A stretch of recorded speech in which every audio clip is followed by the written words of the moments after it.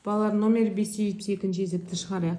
Бірінші қараңыздар, бізде теңсіздіктің оң жағында екі сан болғандықтан біз оны теңсіздіктің сол жағына шығарып аламыз. Яғни 2х квадрат плюс 16х минус 3 бөлімде х квадрат плюс 8х минус 2 кіші 0-ден. Енді ортақ бөлімге келтіреміз. Х квадрат плюс 8х ортақ бөлім болады. Ал мұнда 2х квадрат плюс 16х минус 3 жазып қоямыз. Минус 2-наған бізде х квадрат плюс 8х-тен береді. Яғни 2-ні х квадрат көбейтсек минус 2х квадрат болады. Және 2 мен 8х көбейтсек 16х алдынамен минус 16х-ті береді.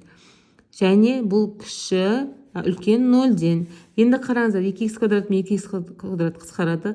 16х квадрат минус 16х квадрат қысқарып кетеді. Сонда минус 3 бөлінген х квадрат плюс 8х үлкен 0-ден. Енді балалар, минустан құтылуға болады. Ол үшін екі жағында минусқа көбейтеміз. Ол кезде балалар, қараңыздар, екі жағында минусқа көбейтеміз. Сол кезде таңба қарама-қарсы өзгереді. Яғни 3х квадрат плюс 8х кіші 0-ден. Енді бізде х квадрат плюс 8х міне қараңыздар.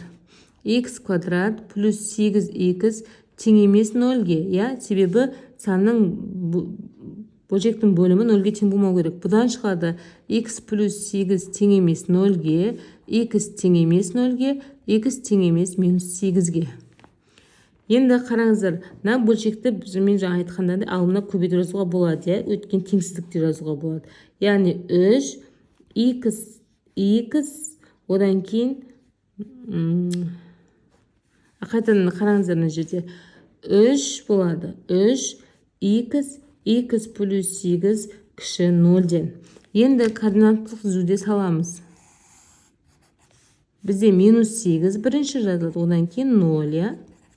Енді осы екі аралықты қараймыз. Міне, егер минус 9-ды қойсақ, минус 9-да теріс, өте оң болады. Одан кейін минус 5-ді қойсақ, теріс, өте оң мәнді береді. Теріс, оң мән. Енді қараңыздар, бізде теріс мәнді алу керек. Яғни 0-ден кіші мәндер теріс мәнді аламыз. Бұдан шығады х тиесілі қабылдайды, минус 8 бен 0-дің аралығын қабылдайды екен. Балалар, номер 2-ші есепті шығарайық. Қараңыздар, бөлшектің бөлім мен алымында да бізде квадрат теңдеу шығып тұр. Яғни алымында бөлімді көбейтінді түрінде жазып аламыз. Яғни 2х квадрат плюс х минус 1 және х квадрат плюс 5х плюс 7 үлкен 0-ден. Енді осына теңдеу түрінде жазып алайық. 2х квадрат плюс х минус 1 х квадрат плюс 5х плюс 7 тең 0-ге. Енді бірінші жақша бойынша 2х квадрат плюс х минус 1 тең 0-ге, дискриминант 1 минус 4 еселенген, амыз 2-ге тең, сымыз минус 1-ге тең. Яғни 1 плюс 8-ге тең, яғни 9, бұл дегеніміз 3-дің квадратын береді. Енді х1-ді табамыз. х1 дегеніміз минус 1 плюс 3 бөлінген 2 көбейтілген 2. Бұл дегеніміз 4-тен 2, яғни 2-ден 1-ге тең. Келесі х2-міз минус 1 минус 3 бөлінген 2 көбейтілген 2 тең, минус 1-ге тең екен. Енді балалар, қараңыздар, бұны жүктейміз. Жүктеген кезде 2 және х минус 2-ден 1, х плюс 1 болып жүктеледі.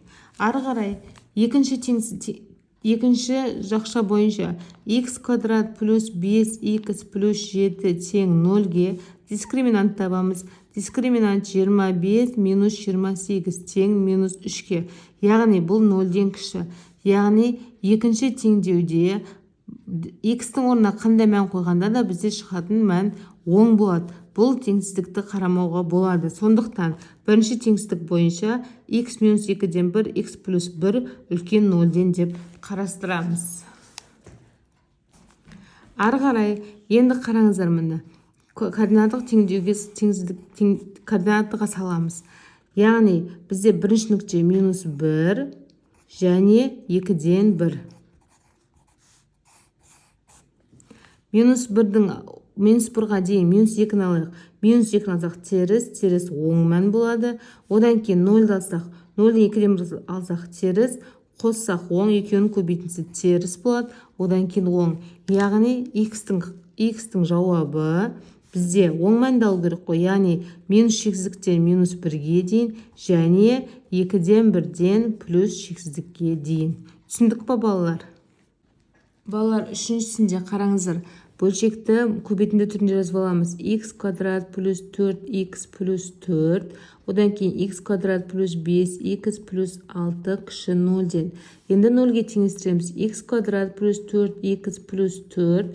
Одан кейін x квадрат плюс 5x плюс 6 тең 0-ге. Бірінші жақша бойынша x квадрат плюс 4x плюс 4 тең 0-ге.